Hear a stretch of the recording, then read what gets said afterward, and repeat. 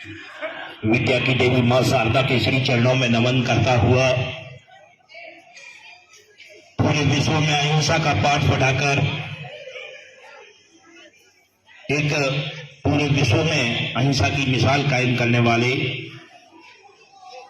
हिंदुस्तान की आजादी के अग्रदूत राष्ट्रपिता महात्मा गांधी जी की पुण्यतिथि पर सादर नमन करता हुआ मंच पर विराजमान आज के कार्यक्रम के मुख्य अतिथि सरपंच प्रतिनिधि छोटे भाई आईलाल सिंह जी, मंच पर विराजमान वार्ड पंच और मेरे सहयोग के साथी हर समय एक साई की तरह मेरा साथ देने वाले गोपाल सिंह जी, मंच पर विराजमान हिंदुस्तान की सीमाओं को महफूज रख करके अपनी गौरवमय सेवाएं देकर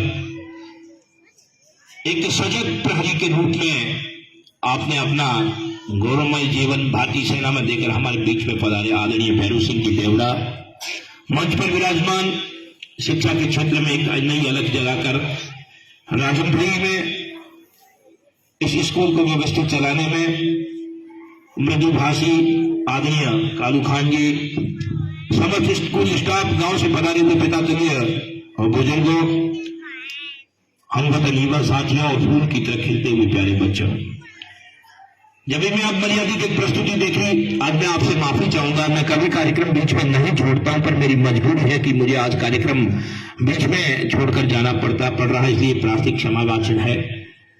जब मैं यहाँ पर एक प्रस्तुति देख रहा था, हारो प्यारो राजस्थान, बंधुओं राजस्थान के इतिहास के अध्याय में चले जाएंगे तो ऐसे यानी को संत सूरमा ओलिया हुए जिन्होंने अपने आप को न्यौछावर करके राजस्थान की आन बान और शान को बनाए रखा।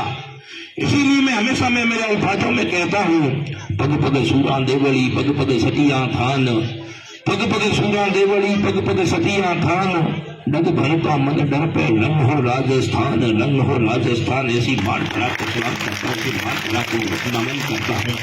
उसी राजस्थान की धरती के जय जन में आप लोग बैठे कि राजस्थान की आन और बान और शान को कैसे बनाए रखें, ये दायित्व किसी के कंधों पर पड़ा है। तो युवा साथियों, आप लोगों पर है, प्यारे बच्चों आप लोगों पर है।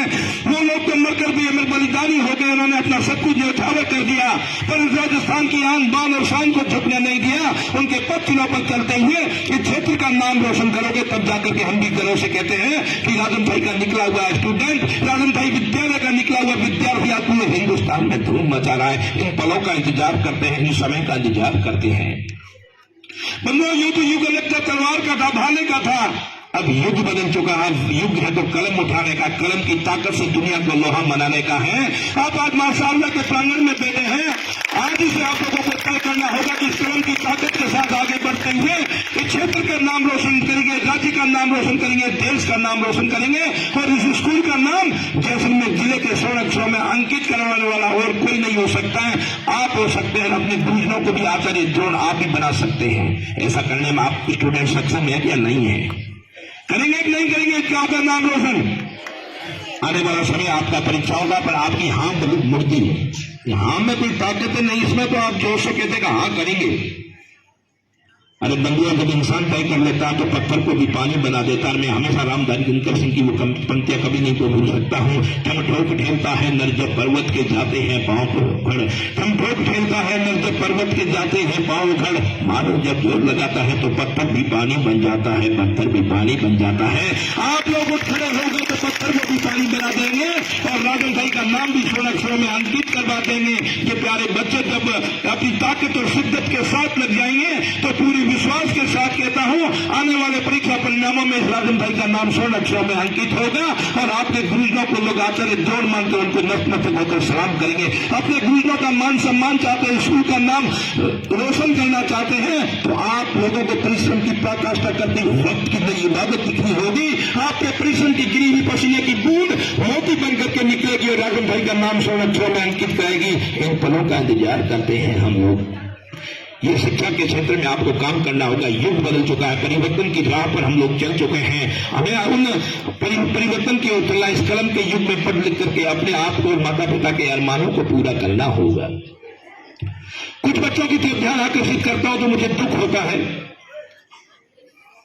जब मैं बाहर उनको रोडों पर बीड़िया पीते देखता हूँ, गुटके खाते हुए देखता हूँ, फैशन करते हुए देखता हूँ, जब मैं मुड़ करके उनके माँ बाप की तरफ देखता हूँ तो उनके माता पिता 50 डिग्री तापमान में भी खड़े रहकर खेतों में काम करते हैं, काम करके पैसे ला करके उनको देते हैं, उनके पैसों की कमाई हुई ये धुआं के छल्लों में उड़ाने का काम करते हैं। ऐसे बच्चों के ऊपर ठोकता हूँ, ठोकर मारता हूँ। अपने माँ बाप की तरफ क्यों नहीं देखते हैं? कभी विचार क्यों नहीं करता कि मेरे माता पिता कितनी मेहनत करते हैं, लगन के साथ काम करते हैं, चिलचिलाती धूप में खड़े रह करके वो मजदूरी करते हैं, उस मजदूरी के पसीने की कमाई के पैसों को हम धुआं के छल्लों में उड़ा देते हैं। तुमसे गया गुजरा कोई हो नहीं सकता है। दुख होता है जब ये कड़वी बातें आज आपको कह देता हूं। आप लोगों को निर्णय करना होगा, इन भौगोलिक परिस्थितियों की ओर ध्यान देना होगा, इन भौगोलिक विषम परिस्थितियों की ध्यान देना होगा कि हम किस भौगोलिक विषम परिस्थितियों में अपना जीवन यापन करते हैं। हमारे माता पिता के पास इनकम के क्या साधन है, हमारे माता पिता किस तरह की मजदूरी करते हैं, भेड़ चलाते हैं, बकरी चलाते हैं, खेतों में काम करते हैं। ऐसे में मात्र 90% लड़के ऐसे होंगे जिनके माता पिता इस मजदूरी के जरिए आपको पढ़ाने का काम करते हैं और हम फैशन करते हैं भाई बड़े बड़े रईस लोगों जैसी। इन लोगों आप लोगों को विचार करना होगा कि मेरे माता पिता की हम सहारे की लाठी बनेंगे। 18 साल का हो जाऊंगा, पढ़ लिख करके माँ बाप के सहारा की लाठी बनता हुआ उनके मजबूत कंधे बनकर उनका नाम रोशन करने का काम करूंगा। इतने कितने बच्चे जो अपने माँ बाप के सहारे की लाठी बन करके उठ खड़े हो जाएंगे? हाथ खड़े कर दीजिए। कसम आपको इस मां शारदा की और शारदा के प्रांगण में आपसे एक ही बात का वचन लेना चाहता हूं, एक ही बात से आपको कृतज्ञ करना चाहता हूं, वचनबद्ध करना चाहता हूं कि आप खड़े होकर के कहते हैं कि हम माता पिता के अरमान पूरी करेंगे, किसी तरह का नशा नहीं करेंगे। मां शारदा के प्रांगण में ये कसम है आपको। कितने लोग हैं जो खड़े हो जाइए आप बच्चे, तो हम कभी नशा नहीं करेंगे।